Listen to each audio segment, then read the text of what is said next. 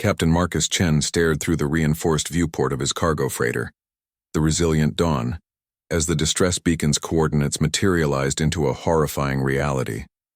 What should have been empty space now contained the skeletal remains of what had once been a thriving colony ship. The Zephyrian Exodus hung motionless against the starfield, its hull scarred by micrometeorite impacts and the telltale burn marks of emergency venting. "Sir, we're receiving multiple weak signals from within the vessel," reported Lieutenant Sarah Kim from the communications station. Her voice carried the tension that had gripped the entire crew since they'd answered the ancient distress call. "Life signs are sporadic, inconsistent." Marcus had been hauling medical supplies and emergency rations to the Outer Rim colonies for 15 years. He'd seen famine, plague, and the aftermath of corporate mining disasters that left entire populations stranded. But something about this felt different. The Zephyrian Exodus had been missing for over 2 standard years. No one survived that long in a dead ship without resources. "Prepare a boarding team," Marcus ordered, his weathered hands gripping the command chair's armrests. Full environmental suits. Unknown atmospheric conditions. The docking procedure took nearly an hour. The Exodus's docking bay had lost pressure long ago, forcing them to use emergency airlocks. As Marcus stepped through the breach, his suit's headlamp cut through the darkness, revealing a scene that made his stomach clench. Scratch marks covered the metal walls, and makeshift barriers had been constructed from salvaged furniture and plating. "Jesus," whispered Corpsman Rodriguez through the comm. "What happened here?" They found the first survivors 3 levels down, huddled in what had been the ship's primary cafeteria. The Zephyrians were a tall, graceful species known throughout the galaxy for their artistic achievements and philosophical wisdom. These beings bore little resemblance to the proud people Marcus remembered from the diplomatic archives. Emaciated didn't begin to describe their condition. Their usually lustrous silver-blue skin had taken on a dull, ashen quality. Their large, expressive eyes seemed to have sunk into their skulls, and their movements carried the desperate, careful economy of those who had learned to preserve every calorie. There were 12 of them, mostly adults with 3 juveniles who clung to what Marcus assumed were their parents. They watched the human boarding team with expressions that mixed hope and terror in equal measure. Their universal translators worked, but the words came slowly, as if speaking required tremendous effort. We thought no one would come," spoke their apparent leader, a female whose name translated roughly to Song of Distant Stars. "Our children, they haven't grown in cycles. We have nothing left." Marcus quickly surveyed their makeshift camp. The ingenuity was remarkable even in their desperate state. They had created a water reclamation system from destroyed hydroponics equipment. Blankets were woven from insulation and scrapped fabric. Everything that could be repurposed had been, but it was clear they were days, perhaps hours, from complete system failure. "How many survivors are there?" Marcus asked gently. 47, Song of Distant Stars replied. "We were 800 when the cascade failure began. The reactor went critical, then the food processors failed. We managed emergency repairs, but..." Her voice trailed off, and Marcus didn't need her to finish. He'd seen the math of survival in space too many times. The Zephyrians had done everything right. They'd rationed carefully, prioritized the young and infirm, organized work details to maintain life support. They'd even maintained cultural practices, creating art from scrap metal to preserve their sanity. But physics was unforgiving. Without fresh supplies, entropy always won. Marcus made a decision that would define everything that followed. "Lieutenant Kim, signal the Dawn. Begin emergency supply transfer." "Everything we have, sir." Kim's voice carried surprise. "That's the entire medical shipment for the Kepler colonies. 6 months of supplies for 12,000 people. The Kepler colonies have functioning infrastructure and trade agreements. These people have nothing." Marcus looked around the desperate faces surrounding them. "Begin transfer immediately." Rodriguez stepped closer, his voice low on the private comm channel. "Captain, if we give them our cargo, we'll be in violation of about 15 different shipping regulations. The company will have our licenses." Marcus had spent his entire adult life following regulations, meeting quotas, and ensuring profit margins stayed acceptable to corporate headquarters. He thought of his daughter back on Earth, working her way through engineering school on the salary from his shipping contracts. He thought of his crew, all of whom depended on steady employment to support their families. Then he looked at the Zephyrian juvenile closest to him, a small being whose ribs were clearly visible through translucent skin. The child's eyes held an intelligence and awareness that made Marcus's chest tight. This wasn't some abstract philosophical dilemma about resource allocation. These were people and they were dying. Begin the transfer, he repeated firmly. All of it. The next 6 hours blurred together in controlled chaos. Marcus's crew worked alongside the surviving Zephyrians to establish proper life support in habitable sections of the Exodus. Emergency rations were distributed carefully, with Dr. Patel monitoring to prevent refeeding syndrome among the most malnourished survivors. As the supplies flowed from the resilient dawn, Marcus watched something remarkable unfold. The Zephyrians didn't grab desperately at the food or supplies. Instead, they organized distribution committees ensuring the weakest received priority attention.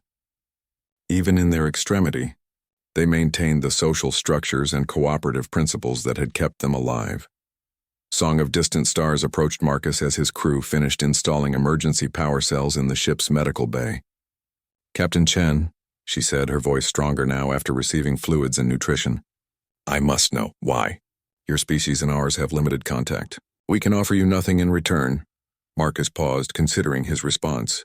In his experience, most galactic civilizations operated on strict reciprocity principles. Trade agreements, mutual defense pacts, resource exchanges, all carefully calculated to ensure balanced benefits. The idea of unilateral aid was apparently as foreign to the Zephyrians as their artistic philosophy was to most humans. "Because you needed help," Marcus said simply. "And we were here." The expression that crossed Song of Distant Stars' face was impossible to translate. Her large eyes widened, then narrowed, as if she were studying Marcus like a complex piece of art requiring interpretation. Around them, her people continued accepting aid with quiet dignity. But Marcus noticed they kept glancing at him and his crew with what seemed like bewilderment. The transformation began within hours. As nutrients entered their systems and warmth returned to their bodies, the Zephyrians started to resemble the species Marcus remembered from the archives. Their skin regained some of its natural luminescence, and their movements became less carefully conserved. Dr. Patel worked tirelessly in the makeshift medical bay, treating everything from malnutrition to infected wounds that had gone untended for months. "Captain," she reported during a brief break, "the medical situation is worse than it initially appeared. Several of them have organ damage from prolonged starvation. They'll need extended care." Marcus nodded, already mentally calculating the logistics. The resilient Dawn wasn't equipped for long-term medical support, and the Exodus needed major repairs before it could safely travel. They were looking at weeks, possibly months of support operations. "Sir," Lieutenant Kim called from the communication station they'd established on the Zephyrian bridge. "We're receiving priority messages from Nova Freight Corporation. They want status updates on the Kepler delivery." The corporate reality Marcus had pushed aside came crashing back. He was now 12 hours overdue for a delivery that represented 6 months of his crew's salaries. The penalties alone would bankrupt his small operation, assuming they didn't simply terminate his contracts entirely. "Maintain communication silence for now," Marcus decided. "We need more time to figure this out." As he toured the Exodus with Song of Distant Stars, the scope of the disaster became clear. The ship had suffered a cascade failure that started with contaminated fuel cells. The resulting reactor instability had damaged the food processing systems, which led to waste management failures, which compromised the atmospheric recyclers. Each system failure created problems for others in an unstoppable chain reaction. "We had engineers," Song of Distant Stars explained as they stood in the ruins of the main hydroponics bay. "Good ones. They kept us alive far longer than should have been possible. But eventually, even brilliance can't overcome the absence of raw materials." The Zephyrian approach to the crisis had been methodical and community-oriented. They'd established councils to oversee resource distribution, work assignments, and morale maintenance. They'd created art and music to preserve their cultural identity. They'd documented everything, creating a complete record of their survival efforts for posterity. "Your people maintained detailed logs," Marcus observed, reviewing the data tablets they'd recovered. "Knowledge preservation is one of our core values," she replied. "We believed that if we died, someone should at least learn from our experience." "Your species, you would have done this differently?" Marcus thought about human disaster responses he'd witnessed.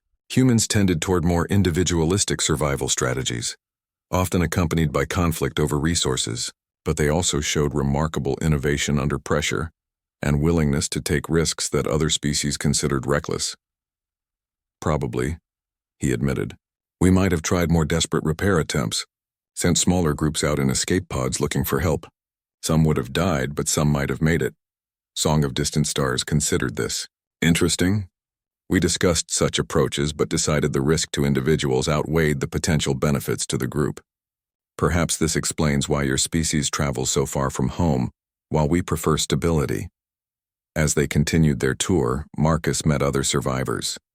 Each had a story of loss and perseverance. Harmony in Motion had been their head engineer, working 18-hour shifts to maintain life support systems with increasingly inadequate materials. Whisper of Ancient Wines had organized the rationing system, making the horrible daily decisions about who received how much food. The 3 juveniles were named Bright Tomorrow, Song Yet Unsung, and Dancing Through Starlight.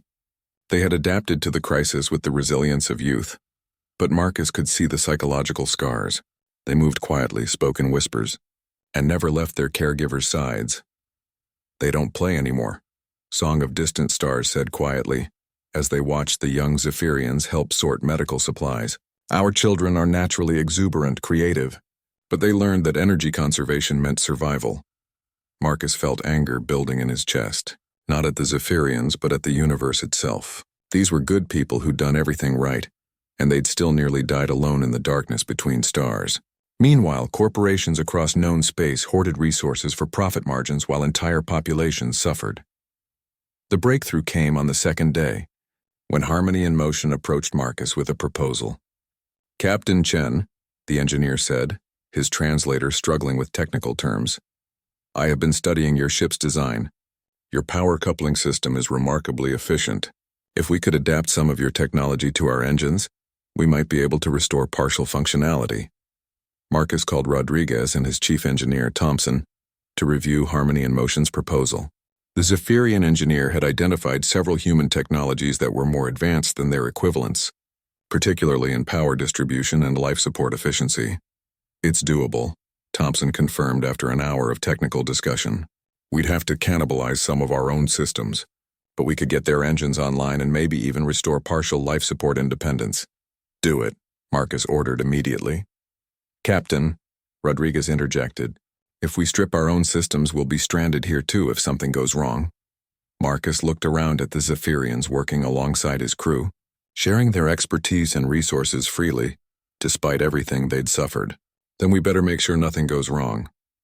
The repair effort became a fascinating fusion of human and Zephyrian engineering philosophies.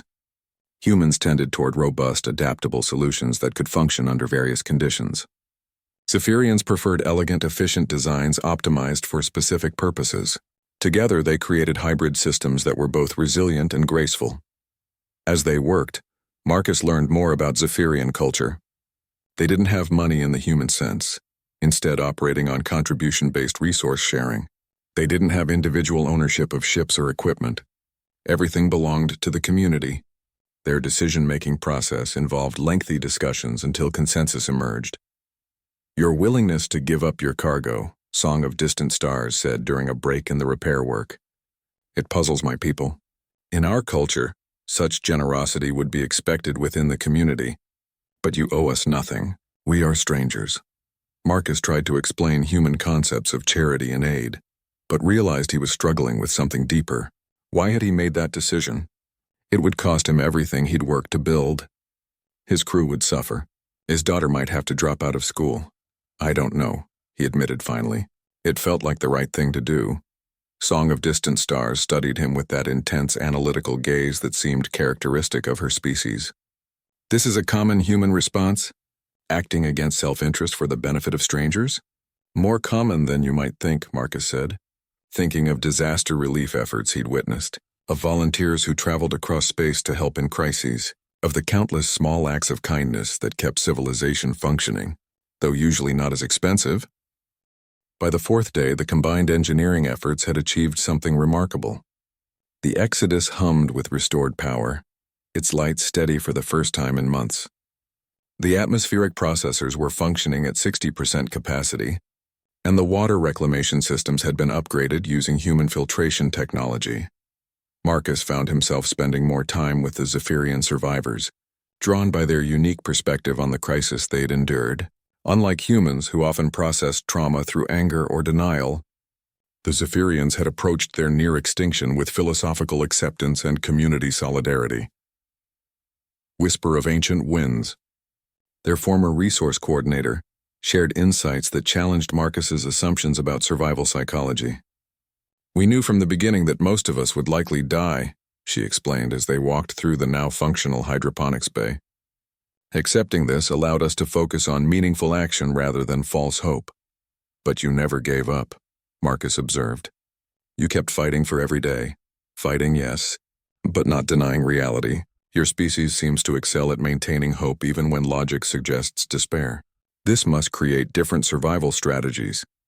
Marcus had never considered hope as a specifically human trait, but as he reflected on human history, the pattern emerged.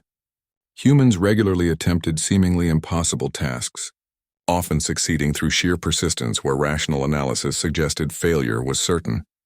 The Zephyrian juveniles were slowly beginning to show signs of recovery that went beyond physical healing. Bright Tomorrow had started asking questions about the human ship's design, displaying the curiosity that Song of Distant Stars said was natural to their young. Dancing Through Starlight had begun creating small sculptures from repair debris, the first artistic expression Marcus had witnessed from any of them. Dr. Patel reported that the medical crisis was stabilizing. "The organ damage will require ongoing treatment," she told Marcus during their daily briefing. "But everyone should recover fully given time and proper nutrition. The psychological recovery might take longer." The breakthrough in understanding came when Marcus witnessed something that initially confused him. During the evening meal preparation, he saw Song of Distant Stars carefully dividing her portion and giving half to Song Yet Unsung, the youngest of the survivors. When Marcus started to intervene, thinking she was continuing starvation-era rationing, Harmony in Motion stopped him. "She is not sacrificing," the engineer explained. "She is expressing Kethany, shared essence. The child's well-being becomes part of her own well-being. The gift creates connection rather than loss." This concept of Cathanis appeared throughout Zephyrian interactions. When Thompson showed them how to optimize their power distribution, they didn't treat it as receiving charity, but as accepting shared knowledge that strengthened the entire group. When they contributed their engineering expertise to improve human systems, they weren't trading favors but expressing their connection to the broader community that now included Marcus's crew. "Your act of giving us your cargo," Song of Distant Stars explained later, "created Cathani between our peoples. But I don't think you understand what this means." Marcus admitted he didn't fully grasp the concept.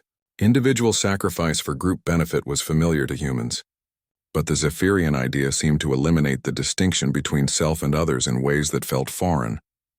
"In your human thinking, you gave up something valuable to help strangers," she continued. "In our understanding, you recognized that our suffering was also your suffering. Our survival became necessary for your own spiritual well-being." The communication from Nova Freight Corporation finally came through on the 5th day, and it was as bad as Marcus had expected. Contract termination, financial penalties, and threats of legal action filled the priority message burst. His license suspension was effective immediately, and the company was demanding his location for cargo recovery. Lieutenant Kim delivered the news with barely concealed anxiety. The crew had families depending on their salaries, and Marcus's decision had destroyed their livelihoods along with his own. "Captain," Rodriguez said quietly, "maybe we should respond. Try to negotiate something." Marcus stared at the corporate message, feeling the weight of his choices. He'd destroyed his career and his crew's security for people he'd known for less than a week. By any rational calculation, he'd made a catastrophic error in judgment. Then he looked around the Exodus's bridge, where Zephyrian and human technicians worked side by side, sharing knowledge and resources freely. The children were laughing for the first time since his arrival, playing a game that seemed to involve creating complex light patterns on the restored display screens. No response, Marcus decided. Let them come find us. Song of Distant Stars had been monitoring the human communications with growing concern. The Zephyrian leadership held an emergency council that evening, and Marcus was invited to observe their decision-making process. The discussion was unlike anything he'd experienced. Rather than debate or argument, each speaker added perspective to a growing understanding of the situation. They acknowledged the cost Marcus had paid for their rescue, the impact on his crew, and the broader implications of his choices. Harmony and Motion spoke at length about the technical knowledge exchange that had benefited both groups. Whisper of Ancient Winds analyzed the resource flows and sustainability implications. The juveniles were asked for their perspectives, their insights treated with the same respect as adult contributions. After 3 hours of discussion, consensus emerged. Song of Distant Stars presented their conclusion to Marcus with formal ceremony. "Captain Chen," she said, her voice carrying the weight of collective decision, "our people have determined that your actions created an irreversible Cathani bond. Your well-being is now part of our spiritual responsibility. We cannot allow the consequences of saving us to destroy you." Marcus tried to explain that their gratitude was sufficient, that he didn't expect repayment. The Zephyrians had nothing material to offer, and he wouldn't accept payment for emergency aid even if they did. "You still think in terms of individual transaction?" Song of Distant Stars replied. "We are not offering repayment. We are acknowledging shared existence. Your problems have become our problems." The plan they proposed was ambitious beyond anything Marcus had imagined. The Zephyrians possessed detailed surveys of resource-rich asteroids in unexplored regions, conducted during their original colonization mission. They had advanced refinement techniques that could extract materials more efficiently than standard mining operations. Most importantly, they had philosophical frameworks for cooperative resource management that eliminated the waste and conflict typical of human industrial operations. "We propose a partnership," Song of Distant Stars explained. "Combined human and Zephyrian operations, sharing knowledge and resources according to Cathani principles. Your people's risk-taking innovation balanced with our systematic sustainability approaches." Marcus studied the data they presented. The potential profits were enormous, easily enough to compensate his crew and establish a new kind of interspecies commercial operation. But the proposal went far beyond business partnership into something that challenged fundamental assumptions about how different species could interact. The first test of the proposed alliance came sooner than expected. On the 6th day, long-range sensors detected 3 ships approaching their position. The configuration and energy signatures matched Nova Freight Corporation vessels, including what appeared to be a security escort. "They're not taking chances," Thompson observed as they watched the approaching fleet. "That's a full corporate recovery team with enforcement authorization." Marcus felt his crew's anxiety spike. Corporate security forces had broad authority to recover stolen assets and detain personnel in violation of shipping contracts.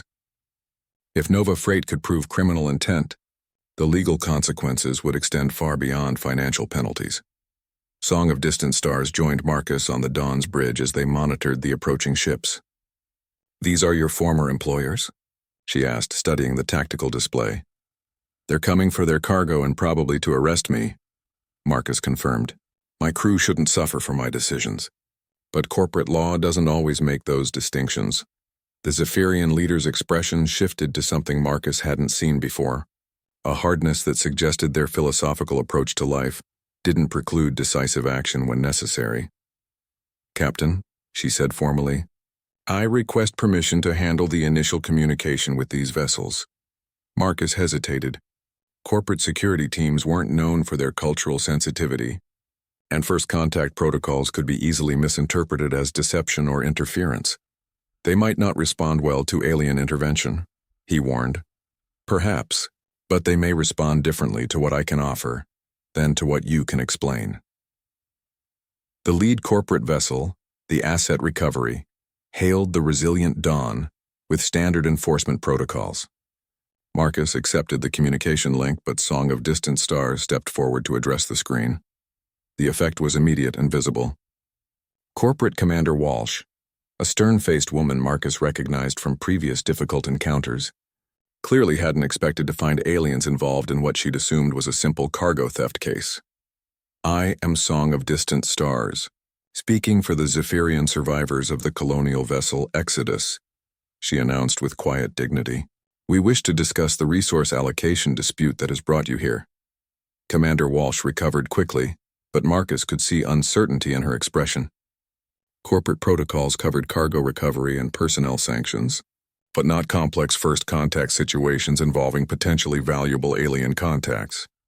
Ma'am, with respect, this is a human commercial matter, Walsh replied carefully. Captain Chen violated multiple shipping contracts by diverting corporate assets. We're here to recover Nova Freight property and process legal sanctions. Song of Distant Stars nodded as if this was perfectly reasonable. Yes, we understand the situation. Captain Chen used resources designated for your Kepler colonies to prevent our deaths. This created what you might call a debt transfer situation. Marcus watched Walsh's expression shift as she calculated implications. Aliens with potential technology and resources were infinitely more valuable to corporate interests than punishing one rogue freighter captain. What kind of debt transfer are we discussing? Walsh asked, her tone becoming notably more diplomatic. What followed was the most unusual negotiation Marcus had ever witnessed. Song of Distant Stars presented the situation as a complex trade opportunity, rather than a theft case. The Zephyrians had resources and technology to offer, but they needed human industrial capacity to develop them. Captain Chen had demonstrated the reliability and ethical standards they required in human partners. The materials your Captain Chen provided to preserve our lives have created Cathani bonds, Song of Distant Stars explained. In your terms, this means we are now business partners with shared interests in mutual prosperity. She transmitted a data package containing partial surveys of the asteroid resources the Zephyrians had identified. Even the limited information was enough to make Walsh's eyes widen. The mineral wealth represented was substantial enough to make entire sectors wealthy. However, Song of Distant Stars continued, our cultural practices require that resource development proceed through established trust relationships. We cannot work with organizations that would punish ethical behavior or separate us from partners who have demonstrated reliability. Marcus realized he was watching a master negotiator at work. Song of Distant Stars was simultaneously offering Nova Freight enormous profit opportunities while making it clear that pursuing sanctions against Marcus would eliminate any chance of Zephyrian cooperation. Commander, Walsh requested a private conference with her corporate superiors. During the communication break, Marcus turned to Song of Distant Stars with amazement. You just turned my theft charges into a business opportunity, he said. I presented the truth, she replied. Your actions created value that exceeded the cost of the resources you provided. Corporate entities understand profit calculations, even if they don't understand Cathany. The response from Nova Freight corporate headquarters came swiftly. Commander Walsh returned to the screen with an expression that mixed frustration and reluctant respect. Captain Chen, she announced, Nova Freight Corporation is prepared to restructure your contract violations as an advance against future profit-sharing agreements, contingent on successful partnership development with our new Zephyrian allies. The transformation from criminal sanctions to corporate partnership happened so quickly that Marcus felt dizzy. Within hours, he was signing agreements that made him a joint venture coordinator rather than a fugitive from commercial law. But the real breakthrough came when the corporate teams began working alongside the Zephyrian engineers. Human industrial efficiency combined with Zephyrian sustainability principles created solutions neither species had achieved independently. Dr. Patel found herself consulting with Zephyrian medical specialists whose biological sciences approached health from entirely different theoretical frameworks. Thompson and Harmony in Motion developed hybrid technologies that surpassed either species' individual capabilities. Even the children contributed unique perspectives. Bright Tomorrow identified pattern relationships in asteroid mineral distributions that had escaped both human and adult Zephyrian analysis. Dancing Through Starlight created artistic representations of engineering problems that revealed solutions no one had previously considered. Captain, Lieutenant Kim reported during a break in the intensive negotiation sessions. I'm receiving messages from the Kepler colonies. They want to know if we can arrange Zephyrian consultation on their agricultural sustainability problems. Marcus realized they had stumbled into something far larger than a rescue operation or even a business partnership. The combination of human and Zephyrian capabilities was creating possibilities that individual species couldn't achieve alone. Song of Distant Stars found Marcus in the observation lounge that evening, looking out at the mixed fleet of human and Zephyrian vessels now working together. "Are you satisfied with these developments?" she asked. Marcus considered the question. A week ago, he'd been a simple freight captain with predictable problems and limited horizons. Now he was coordinating interspecies cooperation that could reshape how different civilizations interacted. "Terrified, mostly," he admitted. "This is all far beyond anything I know how to handle." "Good," Song of Distant Stars replied with what Marcus had learned was Zephyrian humor. "Fear of inadequacy motivates learning. Confidence often prevents growth." She moved to stand beside him, both of them watching the complex dance of ships and shuttles, as crews moved between vessels sharing knowledge and resources. "Your species possesses something we had not fully understood," she said quietly. "The willingness to act without complete knowledge, to risk everything on uncertain outcomes. We spent so much energy calculating optimal approaches that we nearly died while still planning." Marcus thought about the moment when he decided to give away his cargo. There had been no calculation, no cost-benefit analysis, just the immediate recognition that people were dying and he had the means to help them. Sometimes thinking too much prevents you from doing what's right, he said. Yes, and sometimes acting without sufficient thought leads to disaster. Together we might find better balance. 3 months later, Marcus stood on the observation deck of the newly constructed Harmony Station, watching mining shuttles return from the asteroid fields with loads of rare minerals that commanded premium prices throughout known space. The station itself was a marvel of combined engineering. Human structural robustness married to Zephyrian environmental harmony, creating a working environment that felt more like a floating garden than an industrial facility. The integration hadn't been without challenges. Human workers initially struggled with Zephyrian consensus-building processes, finding them frustratingly slow when quick decisions were needed. Zephyrians found human hierarchical command structures confusing and sometimes demoralizing. But gradually, hybrid approaches emerged that combined the best of both systems. Dr. Patel had established the station's medical facility using principles from both species' healing traditions. Human surgical techniques were enhanced by Zephyrian regenerative therapies. Zephyrian mental health approaches incorporated human psychological resilience training. The result was a comprehensive healthcare system that attracted patients from across the sector. Captain Chen, Bright Tomorrow, called as Marcus walked through the station's central garden. The young Zephyrian had grown remarkably in the months since the rescue, not just physically but in confidence and curiosity. "I wanted to show you the new mineral analysis patterns we discovered." The juveniles had become integral to the station's operations, their unique perspectives often revealing insights that escaped adult attention from both species. Song Yet Unsung had developed new artistic techniques that also served as sophisticated data visualization tools. Dancing Through Starlight created sculptures that doubled as complex engineering models. "What did you find?" Marcus asked, genuinely interested. The young Zephyrian's discoveries had consistently proven valuable. Bright Tomorrow led him to one of the analysis stations, where colorful displays showed mineral distribution patterns across their current mining area.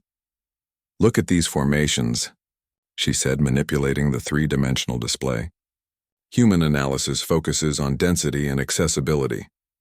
Zephyrian analysis emphasizes sustainability and environmental impact. But if you combine both approaches with artistic pattern recognition, the display shifted to show relationships that weren't visible using either approach alone. Mineral deposits that appeared randomly distributed using conventional analysis revealed elegant organizational structures when viewed through the hybrid perspective. This suggests there are formation processes we don't understand, Marcus realized, natural phenomena that create more organized distributions than we've been assuming.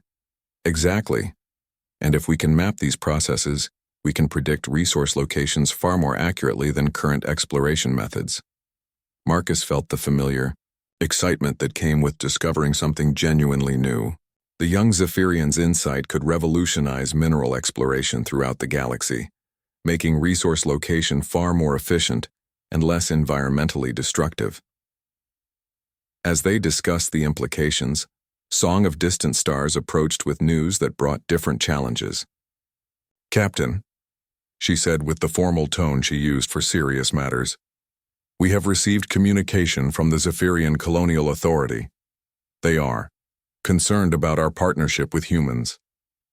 The political complications Marcus had been dreading were finally materializing.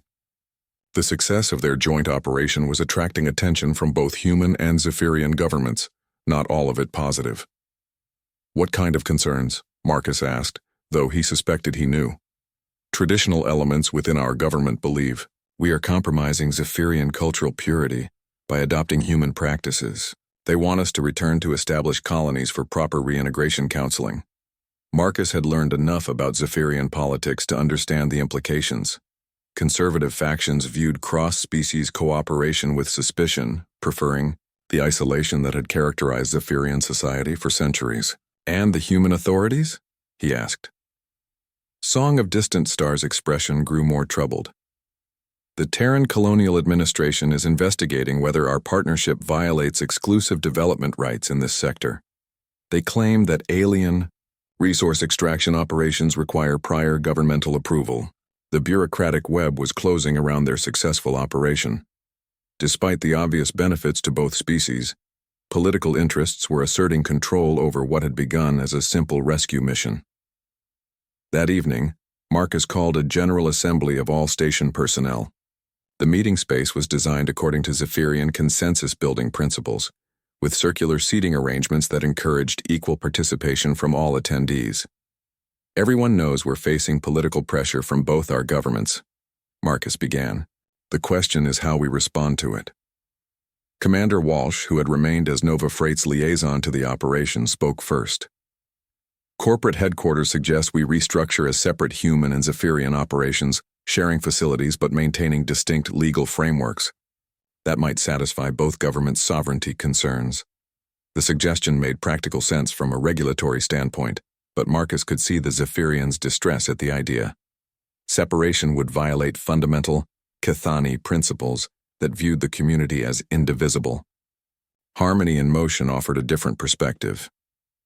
"Perhaps we should relocate to unclaimed space beyond any government's jurisdiction. Establish our own independent colony." Thompson shook his head. "We'd lose access to supply chains, communication networks, medical support. We're not equipped for complete independence." The discussion continued for hours, with participants from both species contributing ideas and concerns. Marcus watched the familiar pattern of Zephyrian consensus building emerge, but with interesting human modifications. Instead of waiting for universal agreement, they were identifying multiple acceptable solutions and evaluating trade-offs. Whisper of Ancient Winds, who had become the station's resource coordinator, eventually proposed what became their chosen approach. "We don't have to choose between cooperation and compliance," she said. "We can demonstrate that our integrated model produces superior results for all parties, make ourselves too valuable to shut down." The strategy they developed was audacious. Rather than defensive responses to governmental pressure, they would expand their operations to directly benefit both species' broader populations. Medical advances developed at the station would be freely shared with both human and Zephyrian research institutions. Agricultural techniques would be provided to struggling colonies regardless of species. Educational exchange programs would demonstrate the value of integrated learning approaches. "We make ourselves indispensable," Marcus summarized. "Show both governments that our cooperation serves their interests better than their traditional approaches." Song of Distant Stars nodded approvingly. "This aligns with Chthoni principles. We expand the community to include those who oppose us, making their well-being dependent on our success." The implementation required careful coordination and considerable risk. Marcus found himself traveling between human colonial administration offices and Zephyrian council chambers, presenting evidence of their operation's benefits while carefully navigating political sensitivities. The breakthrough came when, dancing through starlights, artistic data visualizations helped solve a critical food security crisis on Kepler-7. The agricultural techniques developed through human Zephyrian cooperation increased crop yields by 40% while reducing environmental impact. The success was impossible for either government to ignore. Dr. Patel's medical research produced treatments for conditions that affected both species, with clinical trials showing remarkable success rates. When a viral outbreak threatened a major human trade hub, Zephyrian-enhanced medical protocols contained the infection in days, rather than the weeks conventional approaches would have required. Most importantly, the educational exchange programs began producing a new generation of individuals comfortable with interspecies cooperation. Young humans and Zephyrians working together approached problems with perspectives neither species had developed independently. Captain, Lieutenant Kim reported during one of his visits to the station, "We're receiving requests from 17 different colonies asking for consultation services, both human and Zephyrian." Marcus reviewed the requests, ranging from engineering challenges to resource management problems to social integration issues. Each represented an opportunity to demonstrate the value of their cooperative approach, while building broader support for their continued operation. Standing again on the observation deck, Marcus reflected on how completely his life had changed. What had begun as a simple decision to share a meal with hungry strangers had evolved into something that might reshape interspecies relations throughout the galaxy. The turning point came during the Galactic Trade Summit on Proxima Station, where representatives from dozens of species gathered to address resource allocation crises that were destabilizing entire sectors. Marcus had been invited as an expert on innovative resource management, though he still felt awkward representing something that had grown so far beyond his original intentions. Song of Distant Stars accompanied him, along with Bright Tomorrow, whose mineral analysis insights had become legendary among exploration teams across known space. The young Zephyrian's discoveries had revolutionized resource location techniques, making previously impossible extraction operations viable while reducing environmental damage. The summit's opening presentations painted a grim picture. Traditional resource extraction was becoming unsustainable, as easily accessible deposits were exhausted. Colonial expansion was straining supply chains beyond their capacity. Several species were approaching critical shortages of materials essential to their technological infrastructure. "The current model assumes infinite growth with finite resources," explained Dr. Valdez, the summit's keynote speaker. "Physics suggests this approach has inherent limitations." Marcus listened to presentation after presentation, describing problems his small operation had already solved on a local scale. The integration of human innovation with Zephyrian sustainability principles had created approaches that seemed almost too obvious in retrospect. When his turn came to present, Marcus felt the weight of hundreds of representatives from species he'd only read about in diplomatic archives. The audience included beings of vastly different physical forms, communication methods, and cultural frameworks. "6 months ago," Marcus began, "I made a decision that violated every regulation in my employment contract. I gave away cargo worth millions of credits to prevent the deaths of people I'd never met before. At the time, I thought I was destroying my career to save 47 lives." He activated the holographic display, showing Harmony Station in all its integrated complexity. The mixed architecture immediately drew murmurs of interest from the diverse audience. What we discovered was that combining different species approaches to common problems produces solutions none of us could achieve alone. Human risk-taking balanced with Zephyrian systematic analysis. Human hierarchical efficiency integrated with Zephyrian consensus building. Human individual initiative supported by Zephyrian community cohesion. Bright Tomorrow stepped forward to present her mineral analysis discoveries, her youthful enthusiasm contrasting with the formal diplomatic atmosphere. Her explanation of pattern recognition techniques drew questions from species whose sensory capabilities differed dramatically from human or Zephyrian norms. The key insight, the young Zephyrian explained, is that different species notice different aspects of the same phenomena. When you combine multiple perspectives, complex problems become much simpler to solve. Representative Kethal, a crystalline being from the Silicon Coalition, pulsed with colors that Marcus's translator rendered as skeptical inquiry. These approaches require unprecedented cooperation between species with different evolutionary priorities. What prevents such partnerships from dissolving when individual interests conflict? Song of Distant Stars answered with the patient tone she used for complex philosophical explanations. The concept your translator calls individual interests assumes separation between self and community. Our experience suggests this assumption creates artificial scarcities. When well-being becomes shared rather than competitive, resource conflicts often disappear. The discussion that followed was unlike anything Marcus had experienced. Representatives from dozens of species shared examples of resource conflicts, failed cooperation attempts, and successful collaborative solutions. Patterns emerged that suggested the problems facing galactic civilization were not unique to any single species, but arose from shared assumptions about competition and scarcity. During a break in the formal presentations, Marcus found himself surrounded by representatives eager to discuss practical implementation of integrated cooperation models. The interest was overwhelming but also concerning.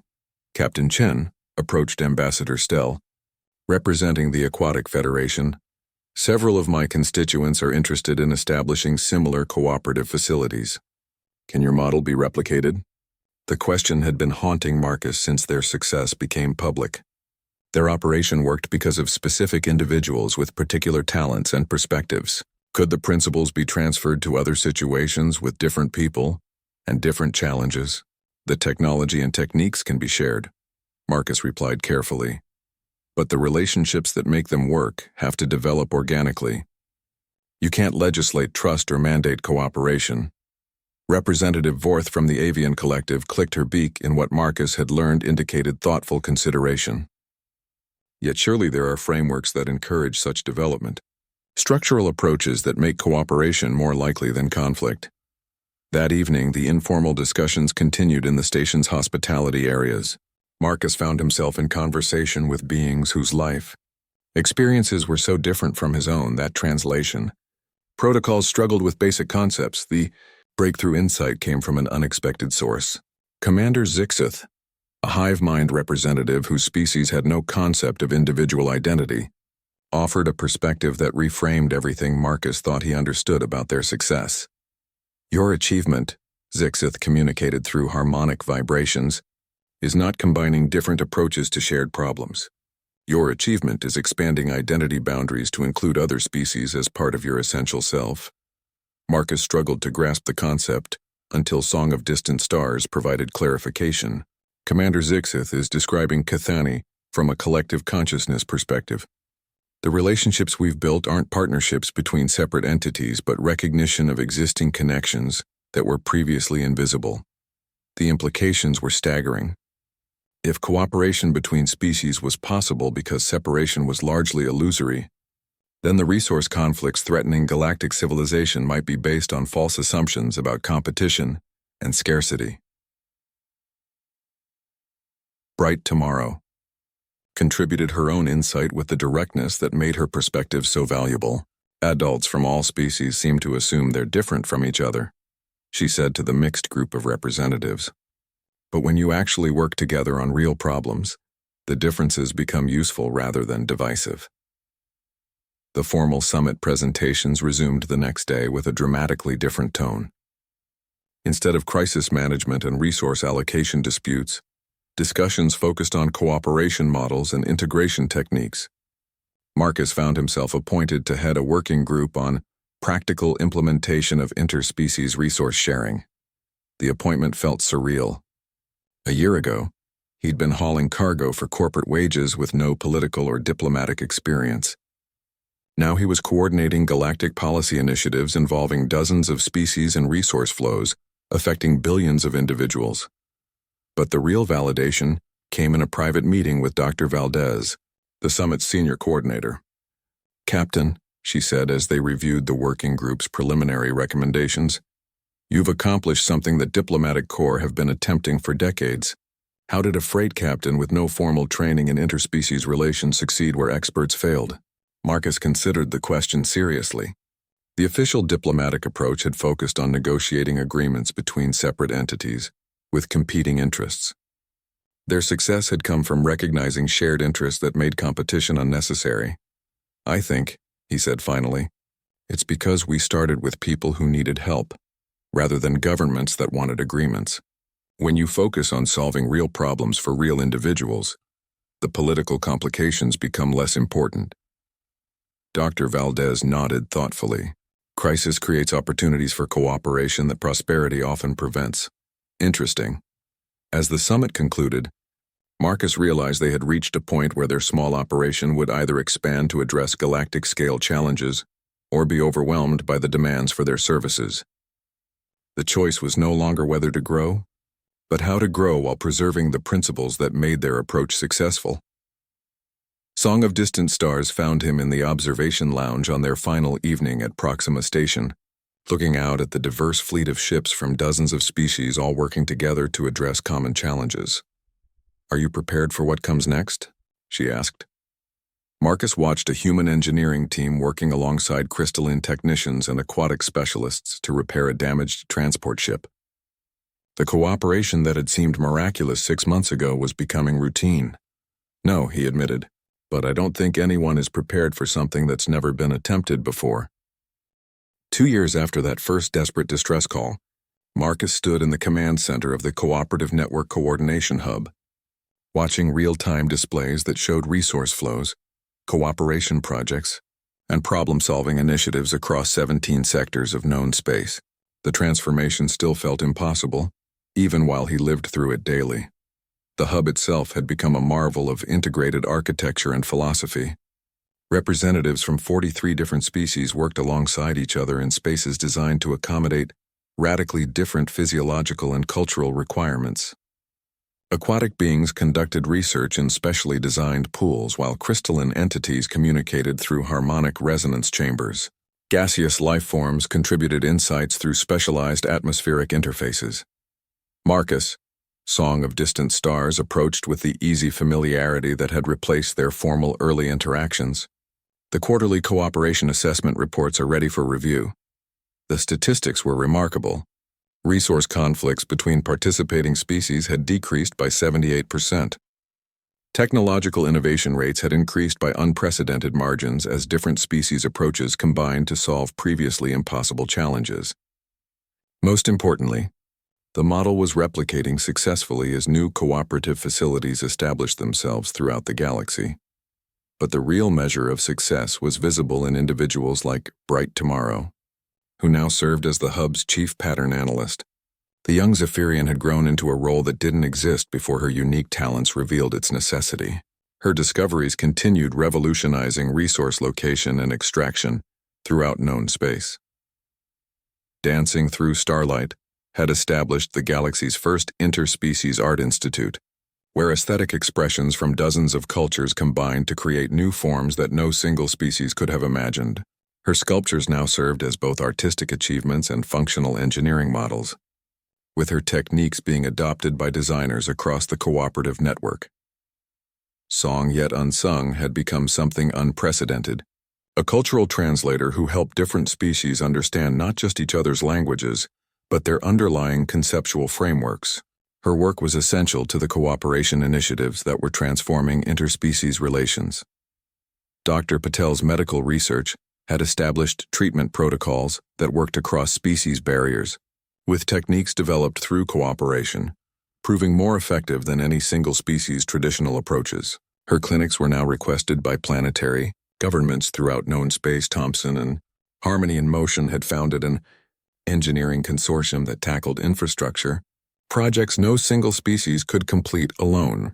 Their hybrid technologies were becoming standard throughout the cooperative network, but the transformation that amazed Marcus most was in his own crew.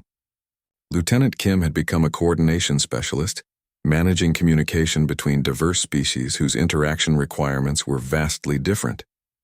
Rodriguez had developed into a logistics expert whose understanding of different species' needs made previously impossible. Supply chains functioned smoothly. The success had attracted attention that went far beyond grateful colonies and interested governments. The Galactic Commerce Authority had officially recognized the cooperative network as a legitimate economic entity. The Interspecies Diplomatic Corps was studying their methods for potential application to political conflicts throughout known space.